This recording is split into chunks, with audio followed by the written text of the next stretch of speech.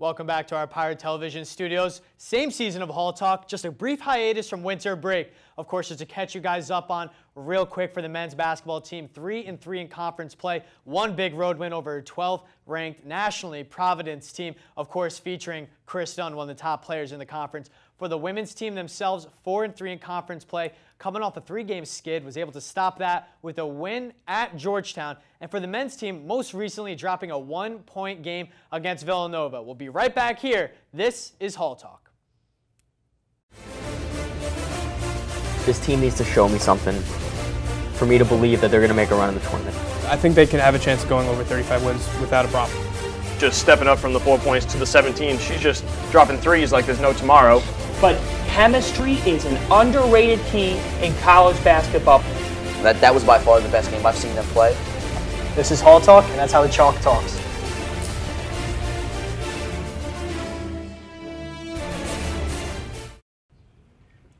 Welcome back to our Pirate Television studios. I'm your host, George Balekji, and we'll jump right into it. Joined alongside my analysts, Olivia, Mulvihill, Kevin Huebler. It's good to see you guys again. It's great to be back, George. Good to be back, George. Can't wait. All right, so we have Big East seasons well underway. 6 games in is the Seton Hall men's team.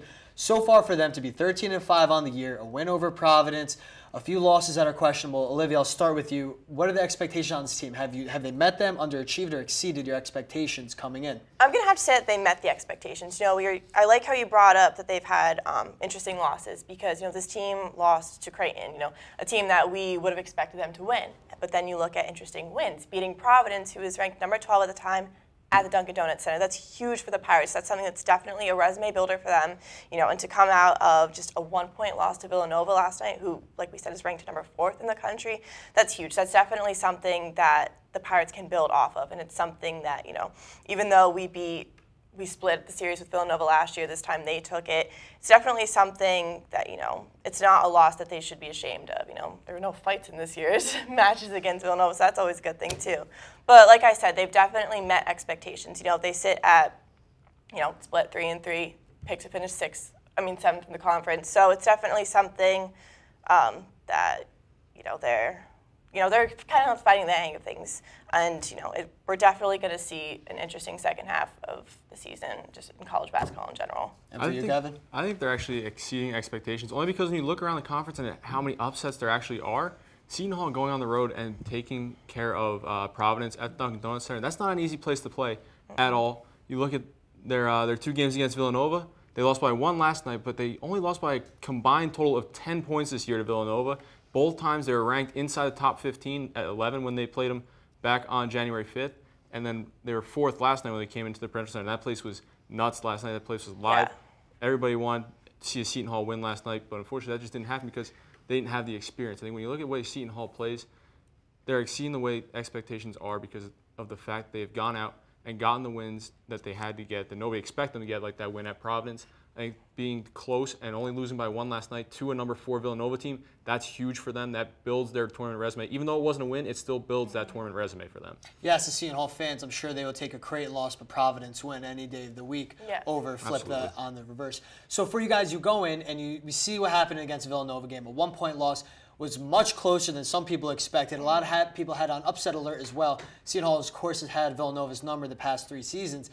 You look at it on the big picture, for individual efforts in that game or, who's responsible for their starts so far in conference play, who's been the standout, whether it's been a player, coach, or a unit altogether? I'm going to have to actually go with coach on this one. Kevin Willard has been, tough Willard this season so far. He's definitely, he's not really letting anything the players do get past him. He's not starting players if they show up late, if they get into any kind of trouble. He's really, he's a lot looser when you see him in press conferences. So I think when you look at how he was last year compared to this year, it's almost night and day.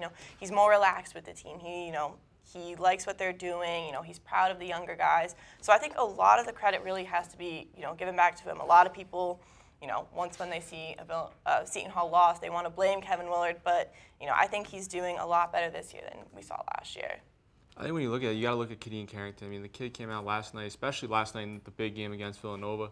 Yeah, he didn't have a great night shooting from the floor. He was 4 of 10 shooting at halftime, but he had 4 buckets in a row. He had 10 straight points for the Pirates last night, brought them back from down by 8 points, brought it to a tie game, cut the lead to a tie game for Seton Hall. And when you look at the way they were playing, they just couldn't get anything going really inside. So you needed those guards to be taking care of business. And that's the way it's been all season. Delgado's been being double teamed down on the post. He's not having as good of a year as he had last season, so they need those guards on the outside to take care of business, and Kadeem Carrington showed it last night with his play. Of course, you talk about their play in the paint for Kevin Willard. He cites his team as some of the best cutting to the basket teams as you'll get in the conference or across the nation as well, coming from his guards. You look at last night, Daniel Ochefu got into foul trouble. There wasn't a big game from the big men, though. No, and when you looked at Angel Delgado, he only had 2 points. Ochefu exited the game in the first half with 2 fouls with 8:20 to go in the first half. Delgado only had 2 points in that final 8:30 to go, 8:20 to go in that first half. You can't have that when the guy that is shutting down your inside game is on the bench. When you have Daniel Ochefu go to the bench, you need to go inside. You need to get the ball to Desi Rodriguez and Angel Delgado. You have to have those guys having their presence felt inside. Yes, Kadeem Carrington went on his tear and had his 10 points, but you got to make sure that Delgado's getting his as well. Of course, in Olivia, you look at the Providence when you go back to it, and someone had great efforts all season long. For Derek Gordon, he's been a premier defender, not just conference-wise, nation-wise. Oh, for sure. I mean, this team has been saying it since the beginning. He's not going to give this team the scoring that they want, but he's giving them all the defense that this team desperately needed. And, it's not just how he plays on the court. He called a team meeting after, the rough loss against Creighton back then. So it's not just how he's leading this team defensively, it's the senior presence he has on this team. He's a soft-spoken guy, but he's really had a handle on such a young, sophomore-driven team. So this team would not be where they are right now without him for sure. And of course, Derek Gordon being the leader on the floor. Well, last night, after the Villanova 1-point loss by the Pirates, Luis Olivera, our correspondent, caught up with the leading scorer, Isaiah Whitehead. He reined in 21 points and chatted with him after the game at The Rock. Luis Olivera here with Pirate Television, here with Isaiah Whitehead. A great performance by him individually. Isaiah, 21 points. How do you feel you did for this game?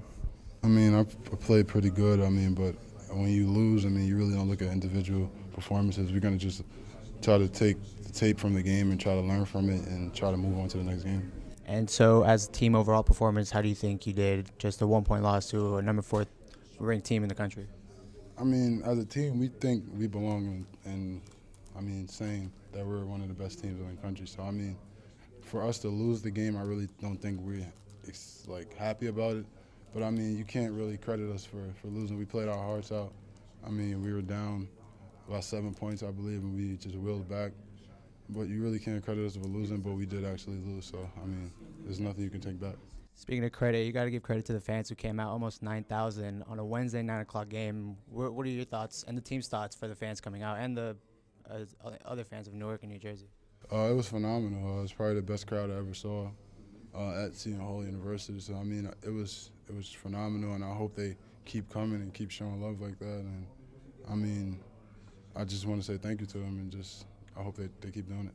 And so, tough loss, but you got to forget the game because you got another very important game coming up against Xavier on the road.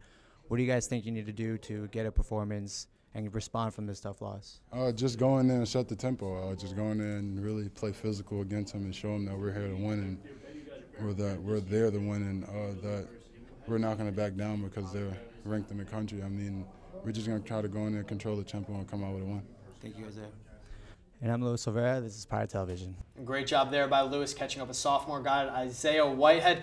Now for the men's team, they come off that loss. It was tough. They quickly turn their heads to the weekend they have ahead of themselves because they have to do something tough. They have to go into the Cintas Center in Cincinnati and win at Xavier. This is a team that is coming off a home loss against Georgetown. For the Pirates, Olivia, I'll start with you. What do they have to do to kind of echo what the Hoyas did and win on the road? Well, the Pirates are definitely going to have to out-rebound Xavier. Both these teams are hungry. One team is coming off of a loss to a top 4 team, and another team is coming off of a loss to an unranked team. So both these teams are going to be so hungry for this win. And the Pirates are really just going to have to, make sure that Xavier, they can control Xavier's scoring, because when Xavier gets on the scoring run, they get on a scoring run. So they're definitely just going to have to lock them down, lock them down similar to how they locked down Providence. And for Kevin, this is a team that the Hoyas played shutdown defense against Xavier. That's kind of the Pirates' specialty. They say their defense is what feeds into their offense and leads them to victory. Yeah, look at the Big East this year. If you hold your opponents to under 40%, 9 times out of 10 you're going to win. That one is Seton Hall. That one is Seton Hall when they lost to Villanova at the Pavilion earlier in January. But nonetheless, the Pirates, their defense has been stellar all season long. They have one of the best scoring defenses in the conference. They're a team that can hold you under 70 points, but they're also a team that doesn't score 70 points as well. So it's going to come down to who's going to be able to make the less amount of mistakes, and it's going to be whoever can capitalize on their opponent's mistakes that's going to come out victorious in this one. Of course, they're going to be taking on Edmund Sumner, Trevon Blewett, Jalen Reynolds.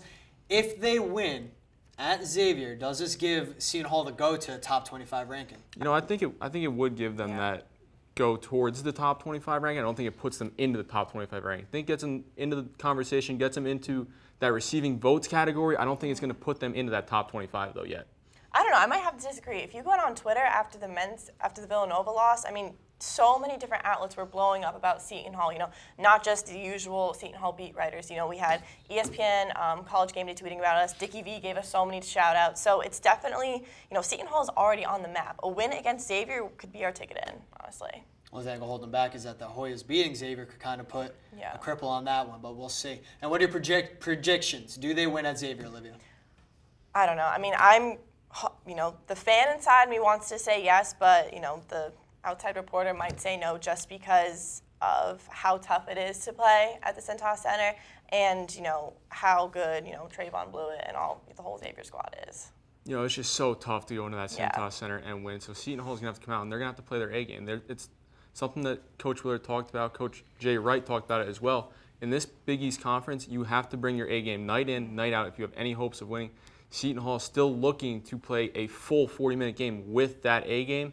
I think they are not going to come out victorious. I don't think they're going to win at that Seton Center. It's just so tough to play there. Of course, you say Pirates, they did play pretty good back-to-back games. Now go over to the other team, of course, the women's basketball team. Last year, they had all the success everyone wanted to see them have, made to the national tournament, fell second in the Big East tournament as well. And they started out hot again this season, but fell into a 3-game skid. Lost 3 in a row at home against DePaul, then on the road at St. John's, at Nova, finally an 8-point victory at Georgetown before they came back. They haven't played a home game in 17 days, Kevin. And this team is going on, the last 5 of their 7 games are on the road. Now the next 5 of their 7 games are home. How important is it for them to just get back on track and play in Walsh?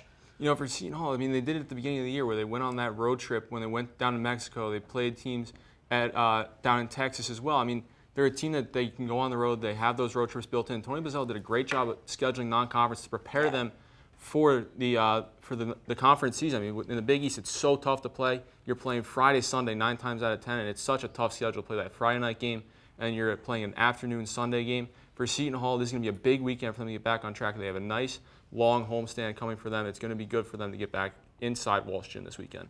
And for Olivia, I mean, this is a team, you see the most recent game, Tabitha Richardson-Smith with 29 points, Shakina Richardson with 20 points, her career high herself, and she's filling stat sheets with assists and rebounds as well. This is a team that's coming together, but they seem to fold at the wrong points. They're looking for a leader still? I don't know. I mean, you know, we talked a lot in the beginning of the season that we were worried that there wasn't going to be a leader presence because of Didi and Deja leaving. And then we saw Alicia and Keena come in, and we were like, all right, you know, Didi and Deja who? So right now, I feel like they're just kind of in like a Big East slump because they did have such an impressive non-conference stint. So right now, I mean, if you look at their losses against DePaul, you know, reigning Big East champs, St. John's, it's always a dogfight. You know, the Nova loss was definitely something that, you know, they probably shouldn't be that. You know, they definitely shouldn't be proud of that. So when it comes to the games this weekend with Xavier and Butler, it's, you know, it could be tough because, you know, Big East Conference all around, it's always hard to win. So hopefully for the Pirates, they can see, you know, their leadership come in. You know, they love playing in Walsh, so definitely the absence from Walsh definitely killed them. So, you know, once they get back into Walsh with all their fans, I feel like it'll be a lot better. Of course, Kevin, it's a big stand for them. Like you mentioned, Xavier and Butler back-to-back at home, Friday and Sunday. Are those games, what do they come out this weekend, 2-0? I think they're going to come out 2-0. I mean, Butler's going to be a tough game just because Butler always been playing teams tough all season long. They play the Pirates tough as well. I mean, the Pirates had to go out and come from behind last time they played them when they were in Indianapolis last year. Butler played DePaul earlier on, I think it was last week, and they only lost by 7 to DePaul, a team that Seton Hall lost by 22. So, I mean, Butler, is a tough team to be playing no matter who it is that they're playing on the schedule. So for Seton Hall, I think they're going to come out 2-0, but it's going to be a tough one against Butler. All right, guys, thank you so much. He's Kevin Huebler. She's Olivia Mulvihill. I'm George Balekji.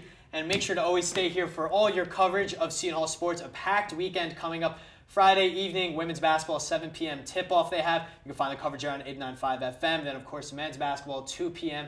on Saturday afternoon, and then women's basketball Sunday afternoon as well. And then next week, heavy women's basketball. We'll keep it all here, the coverage. That's why we're brief on them tonight, but don't worry about it. You'll catch it all next week. I'm George Balekji, and this was Hall Talk.